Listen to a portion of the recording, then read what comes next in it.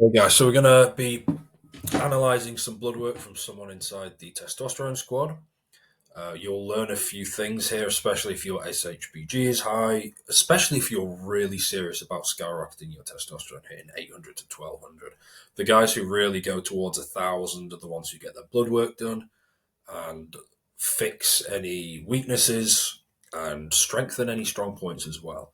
So let's dive into an example of what to do.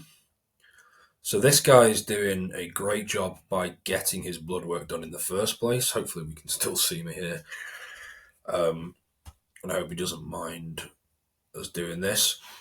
So you can see a few posts there in the background. But so this was his initial blood work. Been looking in the comments for a while, doing blood work. Thought I'd introduce myself. 34, 15% body fat, training 4 times a week, upper lower, good split. 3 days off is a really good number for the natural lifter, assuming you're training very hard when you're in the gym. Put on a decent bit of muscle, feel better in terms of mood and energy. That's what happens. It's great. But anyway, without any further ado, here's his numbers. So the total's 610, which is actually not bad at all. Now the total's solid. There's guys a hell of a lot lower than that, but still getting it to 900 or 1,000 is going to make the muscle growth even faster and easier.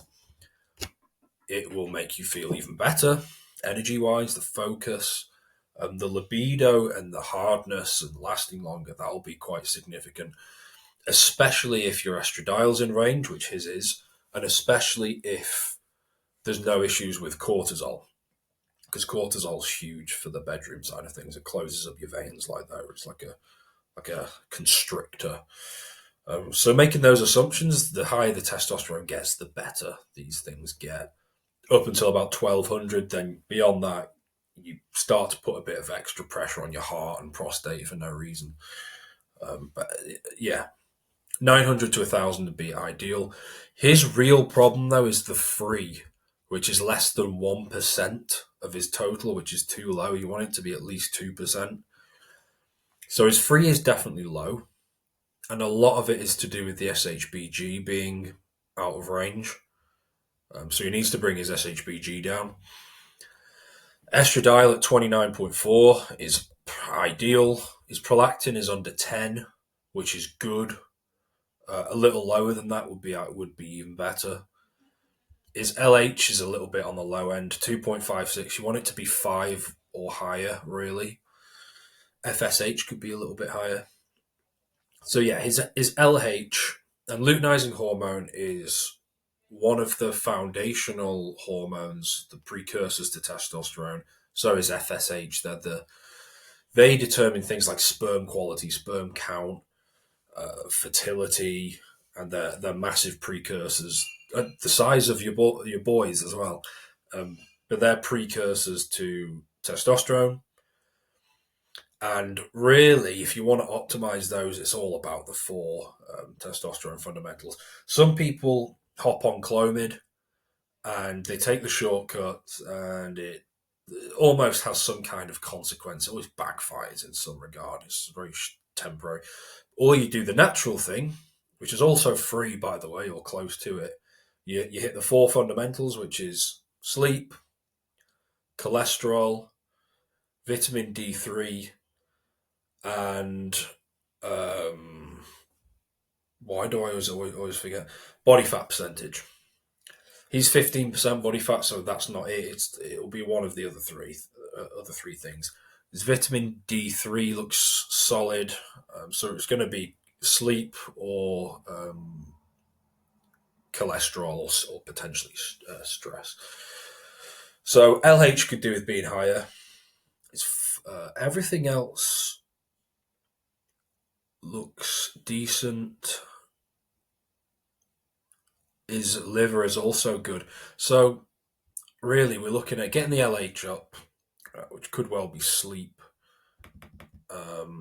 And SHBG could do with coming down. That's a big one because his free isn't really where he needs to be at all. This is where you could have a total of 600 and you're still getting the symptoms of low testosterone because your free is too low. Brain fog, lack of energy, lack of motivation, all that good stuff. So getting the SHBG down, what it would be great to know exactly how much protein he was getting every single day, because the higher your protein gets, the lower the SHBG gets. It's basically like clockwork. B vitamins are another thing, and if you eat meat, plenty of meat, or a certain amount every day, that takes off the protein and the B vitamins. So that's a huge one for SHBG.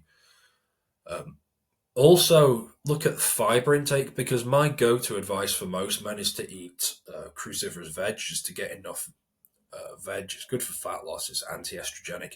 If you have a really high fiber intake, you might want to pull it down a little bit, and the SHBG might come down. So it's a secondary factor to think of.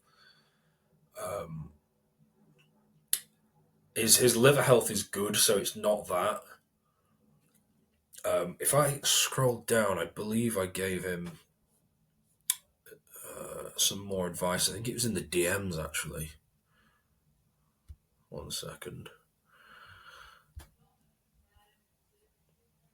Reducing fiber, B vitamins. Yeah, I mean, it's nothing I've not just basically said. Protein is the first one to look at. And I've done a video recently on the biggest mistake that guys make. I'll link to that one. It's about you have to be getting at least 150 Gs of protein. If you're not getting that, I guarantee you're being shortchanged from an SHBG and free testosterone standpoint, and also just your physique. Protein is required for muscle gain, muscle rebuilding, and then muscle growth. It's also very satiating, so it makes it easier to keep the body fat down. Whether you're bulking or cutting, it makes the body fat control easier because you've got higher levels of satiation and the thermic effect of food, so you burn a few more calories because of that. But yeah, this is what I would do in his situation. I would definitely start tracking protein, and I would track the fiber and possibly reduce the fiber. B vitamins are a big one, and potentially bring the prolactin down. So if he's doing anything that could mess with the gut health, that could be something. I would need more information there, but and then luteinizing hormone, get that up. It looks like it would probably be sleep / stress related, or just focusing on sleep. If he's genuinely 15% body fat, it won't be that. It'll probably be a sleep related thing. But that's how I in the testosterone squad. If you join and you've got some blood work, you've got some questions, I'll give you direct feedback, especially in the DMs. And then on top of that, you've got 5 video courses. 2 of them are worth $300, and you get them by just engaging on a few posts and leveling up to level 2 and level 3 in school. And then you gain access to these video courses. It's insane the amount of value you get. Plus, there's live testosterone webinars every fortnight. The most recent one we did actually was on free testosterone maxing. Live webinars so you can engage. There's other stuff. There's the accountability Telegram group. All of this is included once you join. The more you engage, the sooner you get the really expensive courses for free once you're in there. So definitely check out school. I've linked it below. It will not be $47 a month forever. It's worth way more than that. It'll be going up in price. I think there's 10 slots, and then I'm going to have to put it up because it's just crazy, and I want to reward you guys who are long-term followers before the business goes crazy with Facebook ads and that kind of thing. So check out the school link below. And if you're not interested in that, check out the video that I did on the big testosterone mistakes so many guys are making. It's about protein. by going into way more detail on the quality, the frequency, and the spacing, and the servings, and that kind of thing.